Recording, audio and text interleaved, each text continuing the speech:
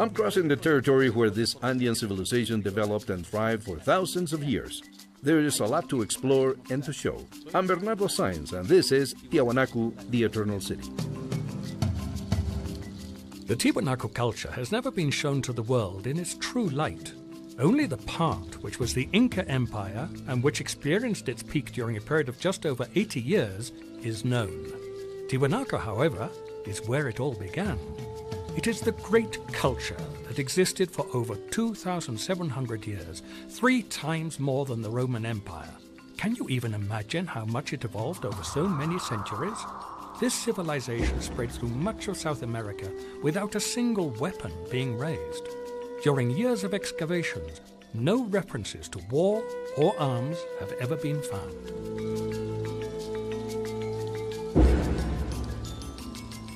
Centuries before theories were developed about the shape of the planet Earth in the West, here in the Andes, in the area currently known as the Bolivian High Plains, this civilization accurately applied sciences such as physics, mathematics, and astronomy. Our first visit takes us to the ruins of the observatory, known as the Gallows of the Inca, on the shores of Lake Titicaca, the highest navigable lake in the world. We are in the Gallows of the Inca. This is an astronomical observatory which was built 4,000 years ago by men. It provided knowledge about the agricultural cycles and the period of rainfall. It was discovered in 1978 by archaeologist Osvaldo Rivera. The first researchers called it the Gallows of the Inca, assuming that this crossbar functioned as a scaffold from which to hang those who violated the law. But it was never really a gallows, nor did it belong to the Inca period. It is 4,000 years old and is one of the oldest astronomical observatories on the continent.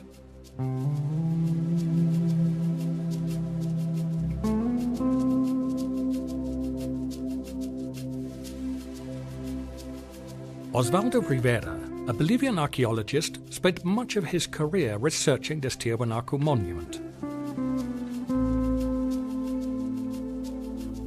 We are in the Gallows of the Inca. This prodigious monument, whose use as an astronomical observatory has been proven. We're just a few seconds from intercepting the first ray of light passing through the artificial hole 21 meters away. This will precisely hit the crossbar, and in doing so, announce the dramatic moment in which winter begins at this latitude.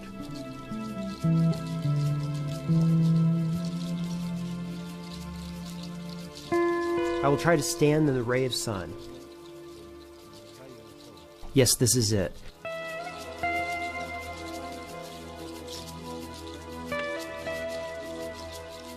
This is the same ray that will illuminate the dramatic moment that is repeated every June 21st, in which the beginning of winter, the winter solstice, is marked. Well, I feel really excited. No doubt as excited as the people in this ancient civilization when they observed this wondrous miracle of nature, along with the marvel of carved stone and rock that they themselves had created.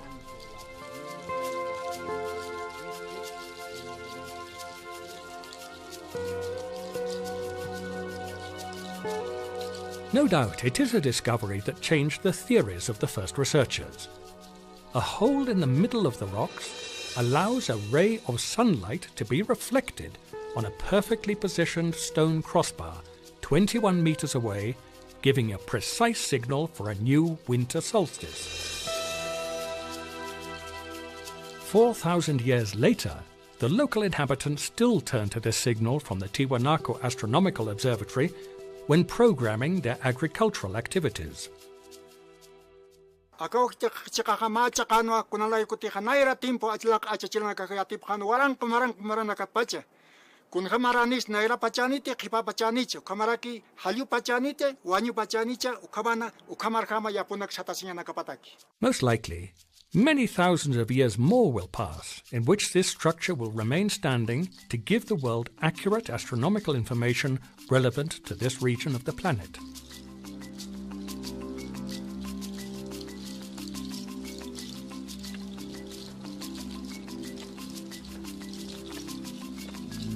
It is not only here in the gallows of the Inca that we have evidence of significant advances in astronomy.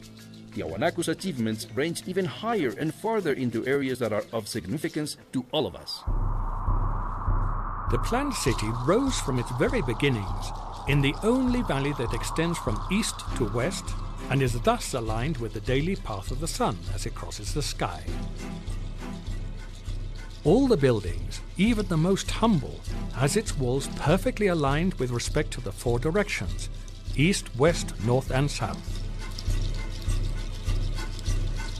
This is the Temple of Kalasasaya, where you can see an enormous balconied wall which inclines slightly towards the interior of the structure. And this means that the builders of Tiwanaku were true engineers because they had the ability to calculate the weight of the platform in order to build a retaining tilted wall.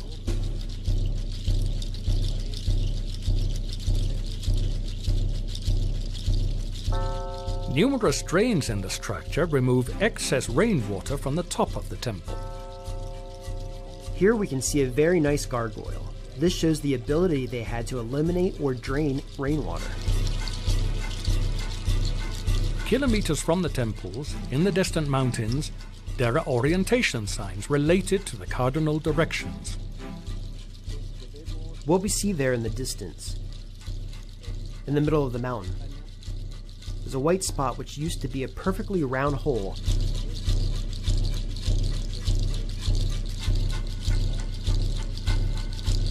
made in Tiwanaku and filled with a white substance. This indicates for us due south. In 1863, American archaeologist George Squire, after an expedition to Tiwanaku, wrote, "Nowhere in the world have I seen stones cut with such mathematical precision and with such admirable skill as those found in the plains of Tiwanaku." 250 years later, the precision of the work carried out by these people continues to astound the world. The cutting and fitting together of these enormous stones is so precise that not even a pin could be placed between them.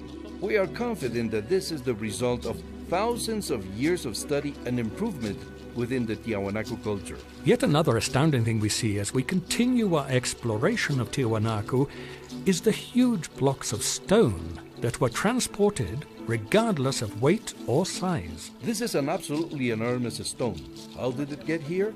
They were obviously in possession of sophisticated technology, hitherto unknown for us, although there are many hypotheses. It would take a tremendous effort to transport these giant stones long distances even nowadays.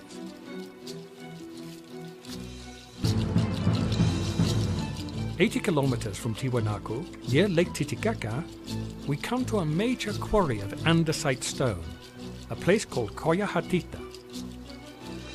Here we are in one of the Tiwanaku's quarries, Coyahatita. This is the Coyahatita quarry. And what we see here is the material andesite,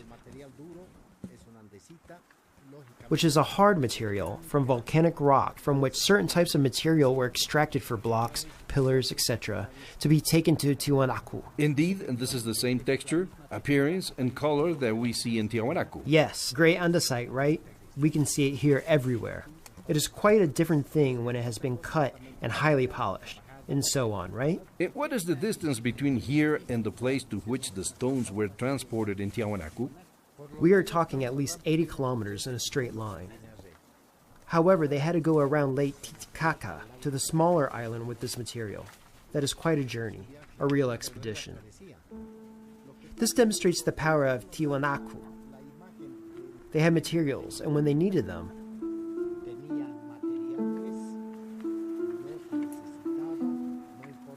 they brought or carried them no matter how great the distance. Even if there were thousands of people, that does not matter.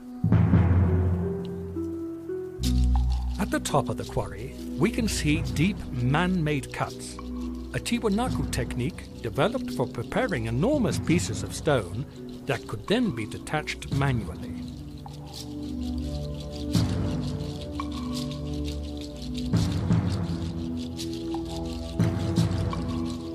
A At the foot of the mountain, we come across some of these stone blocks already marked to become columns for future temples.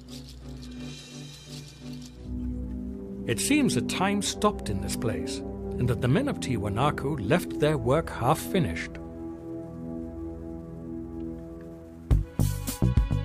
We have started our journey again to the Kalasasaya temple in Tiwanaku to try out a means of communication carved in stone. Among the unusual things found in these walls is the hole cut in the shape of a human ear. This enabled the highest authorities to listen and communicate with each other several thousand years ago.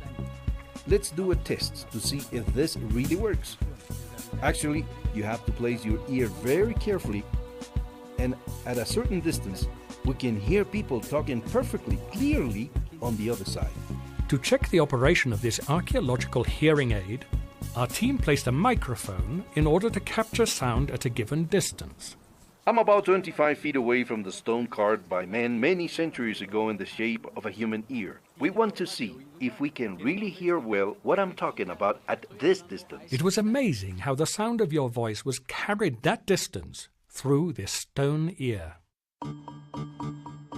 A few feet away, in the temple of Kalasasaya, we find a powerful and most representative stone monument of the Tiwanaku culture, the Gate of the Sun. This is the Tiwanaku monument that has most traveled the world. However, we know very little about its significance until now.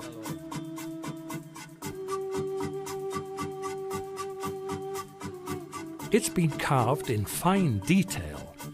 At the top of the door, we find the clothed, humanized figure of the sun holding two scepters of power, representing this culture's strong identification with the sun.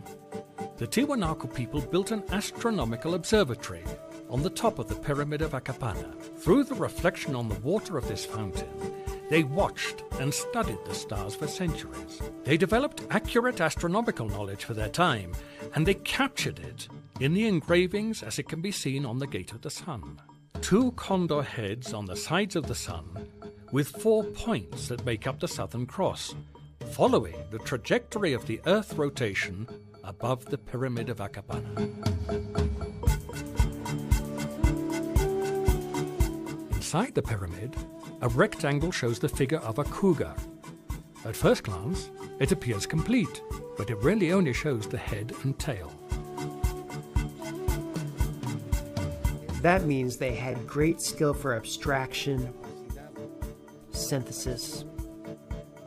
Abstraction more than anything, because they had the ability with only a few lines convey the greatest amount of concepts.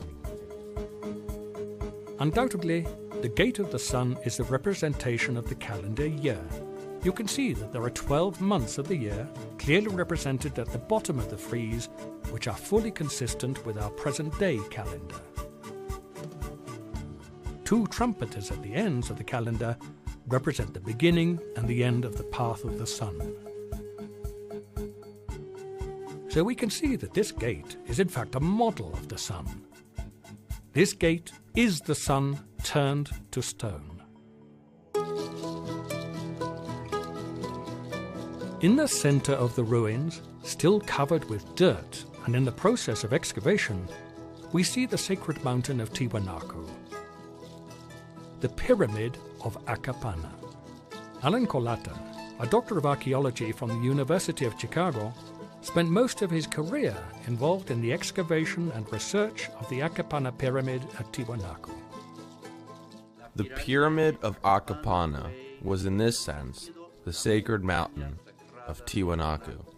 His research states that there was a sacred sunken courtyard in the form of a cross-shaped square on the 7th level of Akapana, which was aligned with the 4 cardinal directions. Our excavations in this courtyard have revealed an unexpected and sophisticated system of underground channels. These channels carried water collected at the top of Akapana down through the 7 levels. In reality, the system installed by the architects of Akapana, although obviously functional, is something far beyond an object of pragmatic engineering. Acapana, 7 levels, 200 meters long, 17 meters high, oriented to the 4 cardinal points, blocks of stone, metal plates, and paintings. Acapana was the main sanctuary of the Pachamama, Mother Earth, which became an icon of fertility and agricultural abundance. It was the mountain in the center of the island, and, by extension, the world. Therefore, it is natural that this sacred pyramid is positioned in the center of the Gate of the Sun and represents our planet. That's why Acapana was the Waka, the revered mountain that encapsulated their concepts of human origin, creation, and greatness. It had supreme significance for the Tiwanaku people in terms of their sacred history.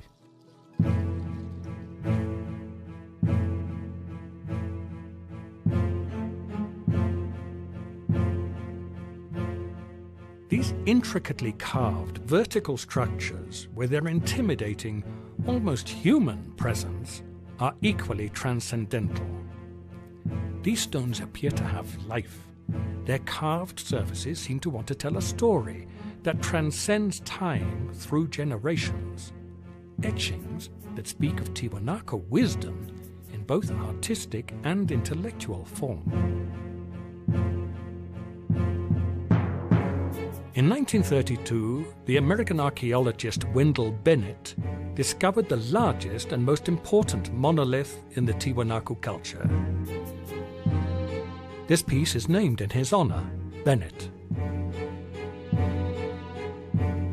His discovery marked a before and after in the history of Tiwanaku, as Bennett supported his findings on science and astronomy. At almost 8 meters high, weighing 20 tons, and with a carved surface of 32 square meters, it reveals a wealth of information, such as how these 365 areas represent a present-day full year, including winter and summer solstices. Their hands close to their chest hold a sacred vessel and one tablet of a hallucinogenic substance based on a plant called wilka. This substance was used only by the elite of Tiwanaku wise men to enter a state of trance.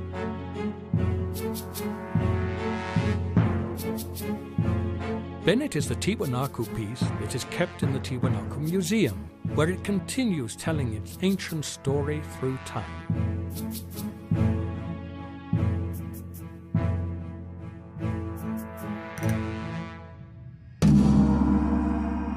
Throughout our tour of Tiwanaku, one can't help but wonder how these huge stones were moved. For this reason, we decided to continue our exploration of the artificial canal of Tiwanaku.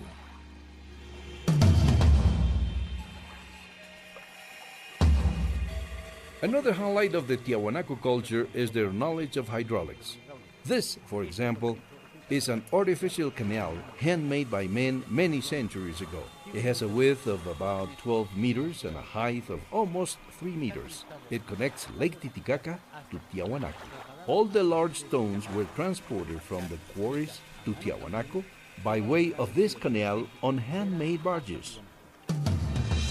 This extremely long canal, which was built by Tiwanaku laborers, was the transport route for boats made of reeds, just like floating islands. They were able to bear the weight of the tons of stones used for the construction of the temples in Tiwanaku. Then what distance are we talking about? What is the size of this canal? Approximately 20 kilometers long from Lake Titicaca to the vicinity of Tiwanaku. At least 8 meters wide and 2.4 meters deep. At least. That is the minimum depth. Enough to build some sort of obstacles, that is, dams, so they could raise the level, fill it up with water, which starts to stagnate. and then to be able to transport or slide the stones or blocks to Tiwanaku. So is this a similar principle, the one used on the Panama Canal, for example? Of course, this is something that has been superior to the Panama Canal for centuries, right? So this is a sophisticated knowledge of hydraulic engineering. By ingeniously making good use of the power of water, they managed to travel kilometers carrying raw materials.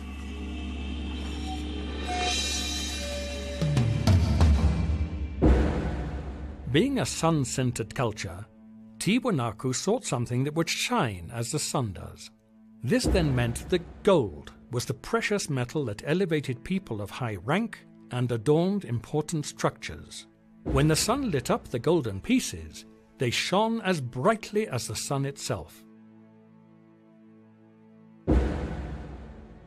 Gold was the sweat of the sun, the principal god of this culture. The use of gold leaf was combined with semi-precious stones, pieces that were used on the head, shoulders, chest and wrists, which increased the stature of the highest authorities who ruled Tiwanaku. The crowns are the objects that were worn, the personal ornaments that were put on by the members of the ruling elite, priests or heads of state, and show various techniques that the goldsmiths of Tiwanaku had perfected. Laminating, trimming, embossing, and engraving. In the temples, there were many stone pieces with gold incrustations. In Tiwanaku, evidence has shown that gold was used to adorn temples. This is one piece, a perfectly polished stone which has a characteristic that you can see here. It has an absolutely perfect depth and has these holes to which pieces of gold and gold leaf were riveted. In this civilization, in Tiwanaku, there were many of the pieces that were coated with gold. It was the culture of the sun, so it was a remarkable sight to see a man of Tiwanaku enhanced resplendently in gold and shining in the sun.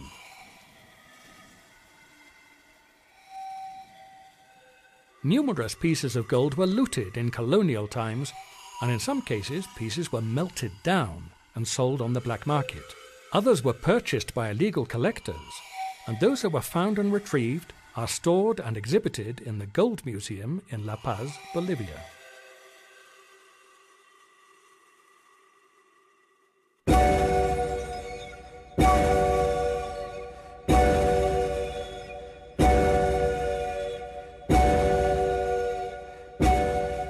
We have reached the top of a mountain where we see in the distance a small island called Pariti in the southwest of Lake Titicaca. Gerardo, our guide, has invited us to go on board his boat so that he can take us to the newly constructed ceramic museum.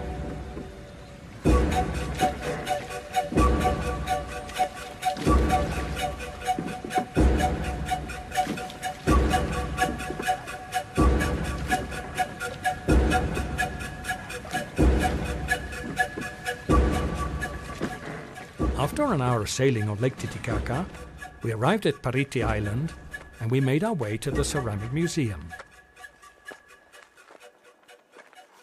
Pieces that were discovered in 2004, in what has been the most significant find in the last 50 years, are exhibited here. We are on Pariti Island in the middle of the Lake Titicaca at the most important ceramic museum of Tiwanaku culture. These portrait vessels show the social and cultural diversity. Here, we clearly see the variety of ethnic background in their features. We see that it depicts important people in the civil society. We also see that the fauna was represented and taken into account. Among these portraits, we see this finely shaped and painted vessel depicting a rattlesnake. During 2 seasons at this site, we managed to collect 2 sacks of ceramics, All of the pottery was broken because it was part of a ritual that had taken place 1,000 years before. A ritual in which the pieces, beautiful pieces, were all destroyed as a part of an offering to the gods. The wrinkled face of old age, a duck in one of his arms, and red poncho.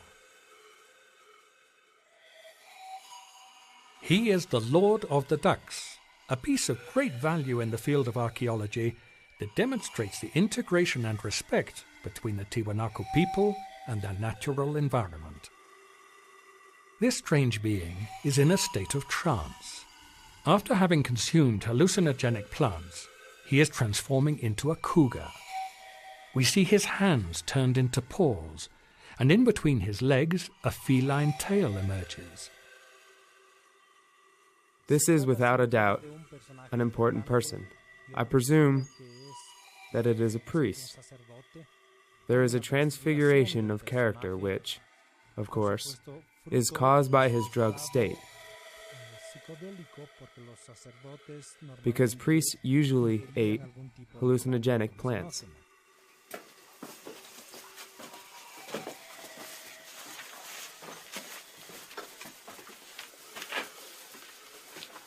Is this a human tomb? Yes, a pre-Columbian tomb that we found when we were starting to build the museum.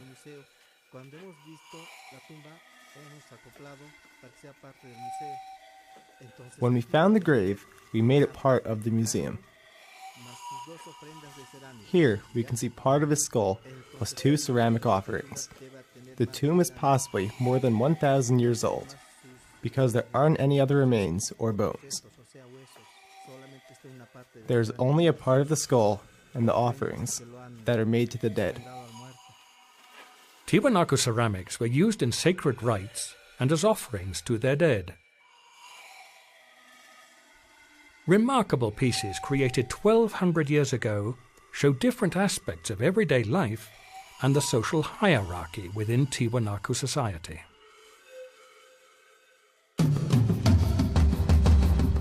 On what seems to be an endless plain, we see clear signs of the most important source of food production.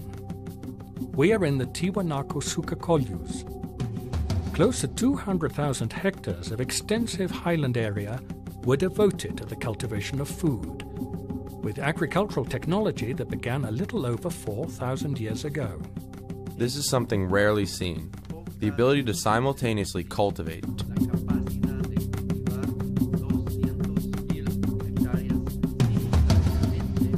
200,000 ha is something that cannot be done without scientific control of the environment.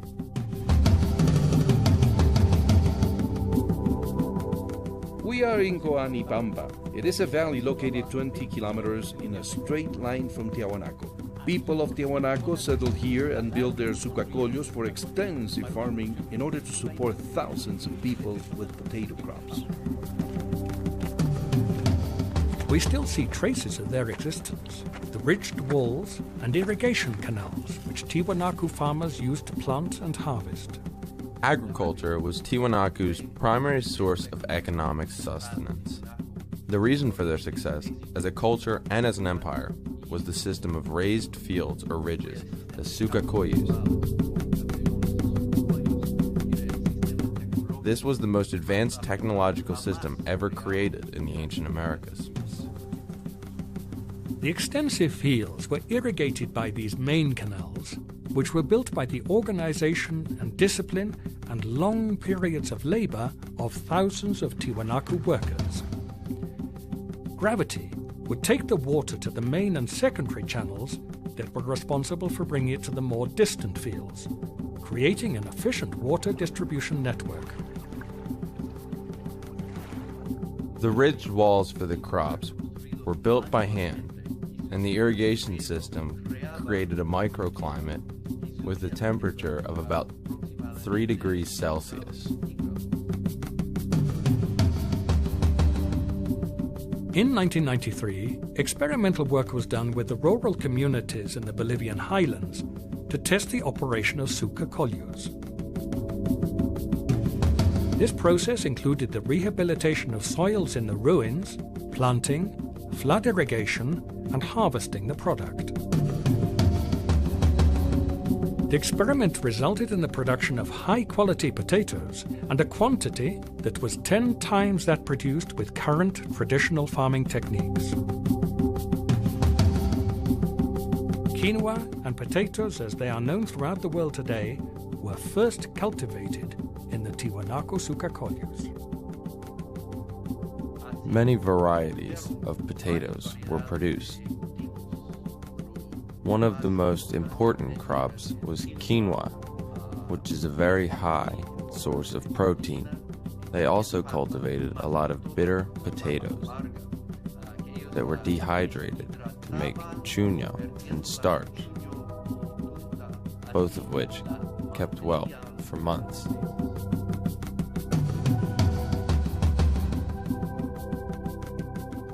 Agriculture was the greatest economic power for the people of Tiwanaku for more than 2,700 years, until climate change on the planet defeated their technology and astronomical knowledge. The splendor of 27 centuries was extinguished with a more than 100-year drought, and darkness reigned in the city of the sun. This theory was studied and tested by researchers Alan Colata and Charles Ortloff in their work Tiwanaku and its Hinterland, which showed that in 1150 AD there was a severe imbalance in the global climate. While there were torrential rains in Europe, in the Andean highlands in what is now Bolivia, drought ravaged the land. Tiwanaku was devastated, and this led to its demise. And so began the march back. The people of Tiwanaku scattered and founded small villages in the mountains of the highlands. Mountains provided shelter and protection, and now our production team takes a new direction in the exploration. We are in search of the subterranean city of the Andes, Himoko, the final Tiwanaku dwelling. We moved to Apoquin, a small town in the department of La Paz, Bolivia, near Lake Titicaca, to start the ascent to the lost city. Below zero temperatures and heavy snow gave us way to start exploring on foot towards the underground city of Tiwanaku.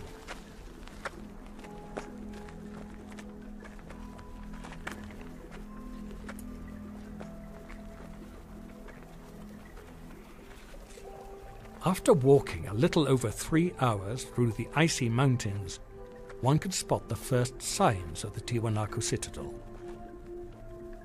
We have reached a height of 12,500 feet. We can see the underground small city. It is called Himoko.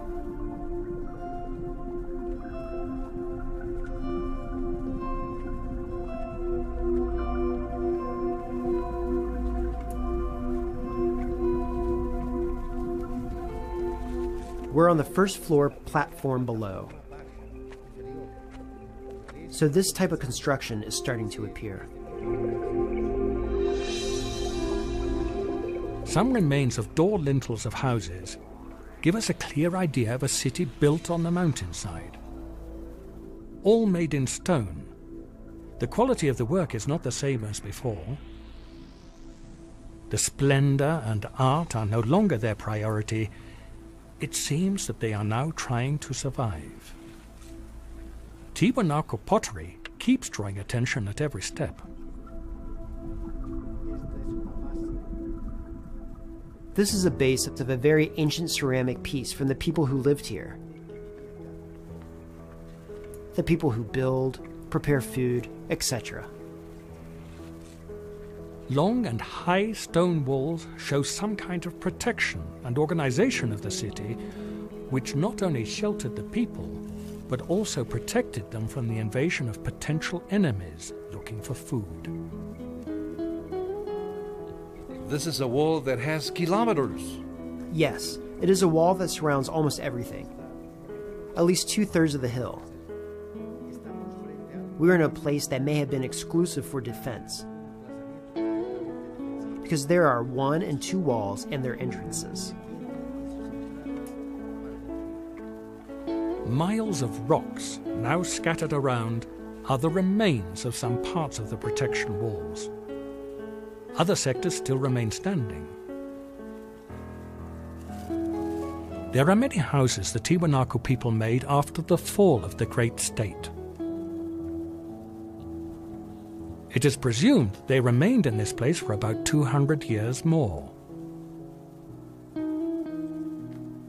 The road is completely irregular and difficult to access, but we are reaching the top of the mountain at about 14,800 feet above sea level, where we find some corridors and trails that lead us to the city main square. It is really amazing.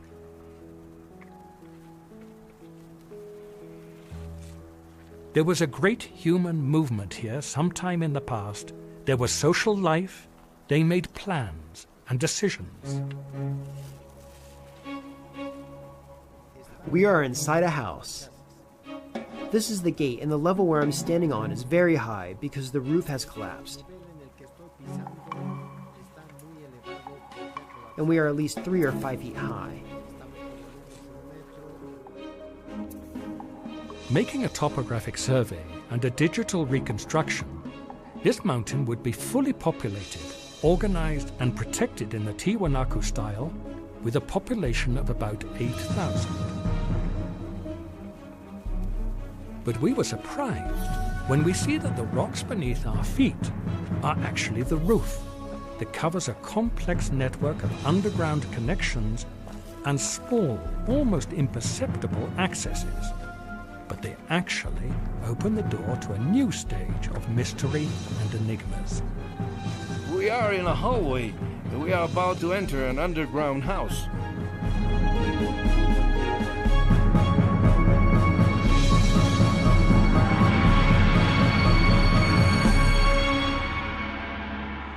Finally, we found the underground citadel of the Andes.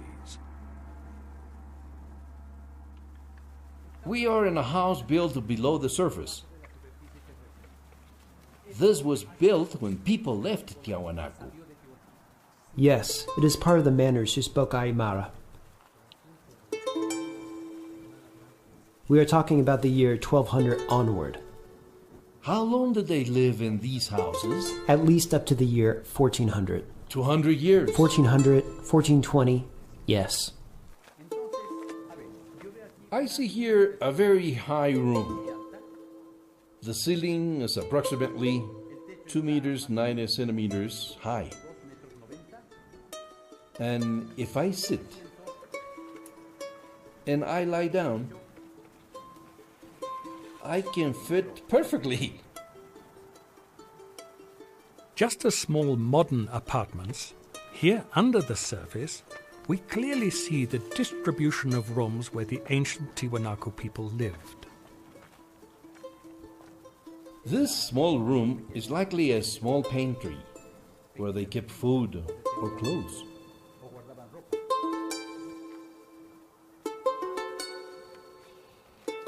I see that the walls are solid despite not having any kind of cement, and they reached the ceiling.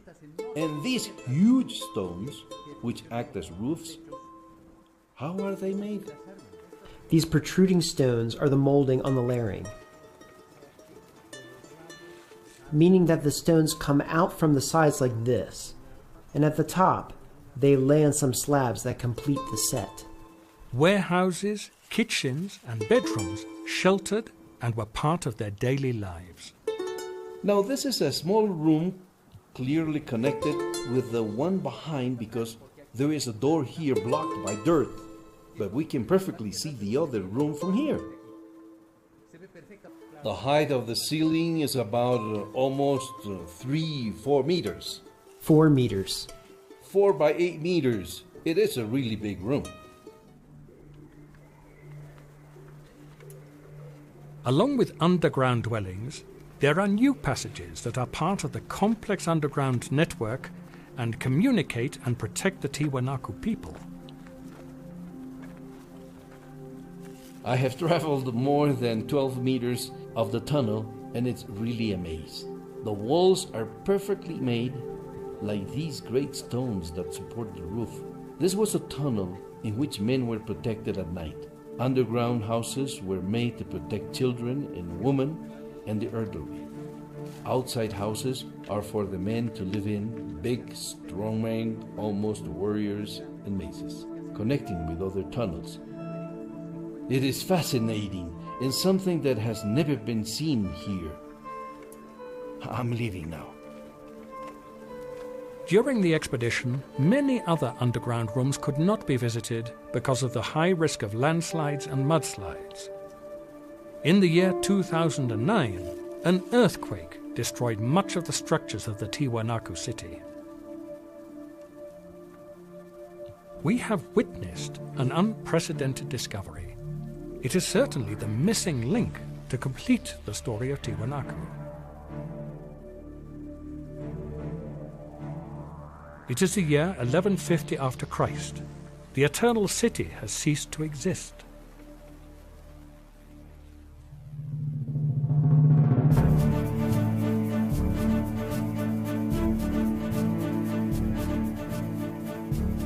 They left us 2,700 years of history. History with extensive knowledge of astronomical science, economic power, hydraulic engineering, and science passed on through their perpetual iconography, expression, religion, and social customs. A witness of their work, discipline, and astounding strength to survive underground.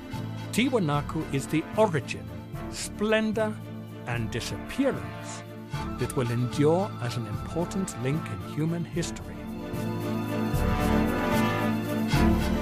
After more than 200 years, in 1440 AD, arises from Tiwanaku roots Manco Capac, a warrior leader that crosses Lake Titicaca towards the island of the sun to found a new empire. This time, the warrior founded the Inca Empire. But that is another story.